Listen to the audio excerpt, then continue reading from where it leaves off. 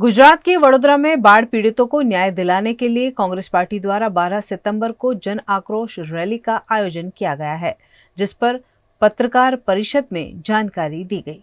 गुजरात के वडोदरा में बारिश के बाद आई बाढ़ में लोगों को करोड़ों रुपयों का नुकसान हुआ है, जिसका मुआवजा भी सरकार नहीं दे पाई है।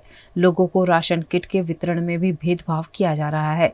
लेकिन इस बीच भारतीय जनता पार्टी लोगों को सदस्य बनाने के लिए घर घर जा रही है, जिसका विरोध करने के लिए वडोदरा में 12 सितंबर को जन आक्रोश रैली का आयोजन किया गया है, जिसमें प्रदेश अध्यक्ष शक्ति सिंह गोहिल, प्रभारी मुकुल वासनिक, विपक्ष नेता अमित चावड़ा सयाजी नगर गृह आएंगे और वहां से रैली निकालकर कलेक्टर कार्यालय जाएंगे, जिस पर कांग्रेस के वडोदरा अध्यक्ष ऋत्विज जोशी ने जानकारी दी।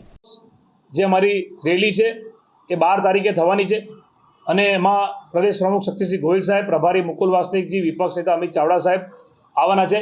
આપણા માધ્યમથી તમામ શહેરીજનોને અપીલ કરું છું કે આવો આપ પણ આ જન આક્રોશ રેલીમાં જોડાઈને, કારણ કે આ લોકો સુધી અવાજ પહોંચાડવા માટે, કારણ કે ગાંધીનગરમાં જે સરકાર બેઠી છે, મુખ્યમંત્રી સાહેબ વડોદરા આવીને ગયા, આજ સુધી મુખ્યમંત્રી સાહેબ જે વડોદરા આવીને ગયા, ગૃહમંત્રી આવીને ગયા, પછી પ્રજાને શું સહાય કરીશું એની તો વાત જ નથી કરી।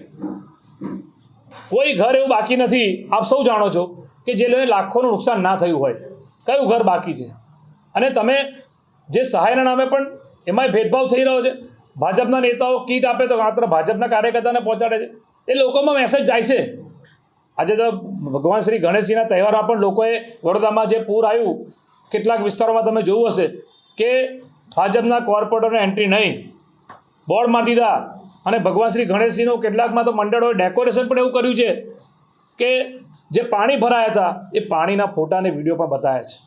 એટલે વડોદરા શહેરની પ્રજા જાગૃત છે, અને આ વડોદરા શહેરની પ્રજા આટલા બધા પૂર સહન કર્યા, આટલું બધું સહન કર્યું, હવે વડોદરા શહેરની પ્રજા સહન નહીં કરે। અને હવે પણ કહેવા માંગીએ છીએ કે જોજો, ભૂલતા નહીં, હવે બહુ થયું, ભૂલતા નહીં।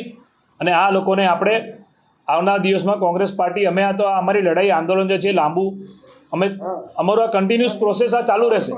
इस प्रेस कॉन्फ्रेंस से पहले रावपुरा पुलिस बंदोबस्त के नाम पर कांग्रेस ऑफिस पहुंच गई, लेकिन कांग्रेस अध्यक्ष ऋत्विज जोशी ने उनसे लिखित में ऑर्डर मांगते हुए पुलिस की कार्यवाही का विरोध किया, जिसके बाद पुलिस के कर्मचारियों को वहां से लौट जाना पड़ा।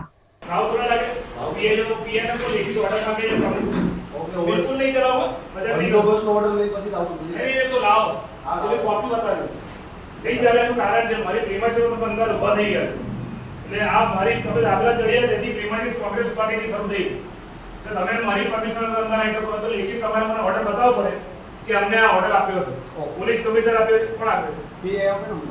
આ તો લાવો બતાવો ઓર્ડર, નહીં લઈ આવો પહેલા લઈ આવો, દેખા લીધો નહીં લઈ આવો પહેલા, હમણાં ના આવે તો પહેલા તમે લઈ આવો ભાઈ, આમાં બિલકુલ નહીં ચલાવી લો, કારણ કે અમારા માટે કોંગ્રેસ માટે કાયદા, બીજા કોઈ કાયદા નહીં, તમે લઈ આવો।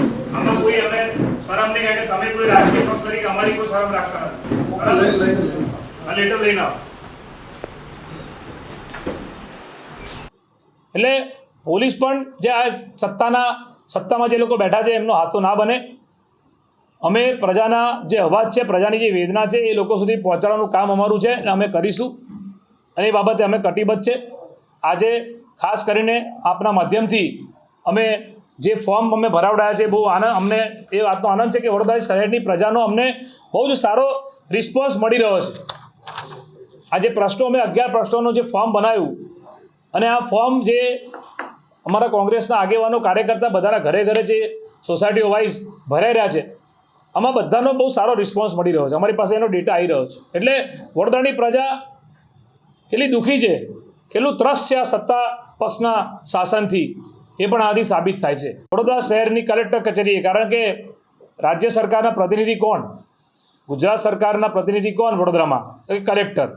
તો જ્યારે વડોદરાની પ્રજા સાથે અન્યાય થતો હોય, ભેદભાવ થતો હોય, અને આજે પણ કેશડોલ અને જે ઘર વખરીની આર્થિક સહાય છે એ આજે પણ આ વડોદરામાં 50% કરતાં વધારે એરિયામાં બાકી છે।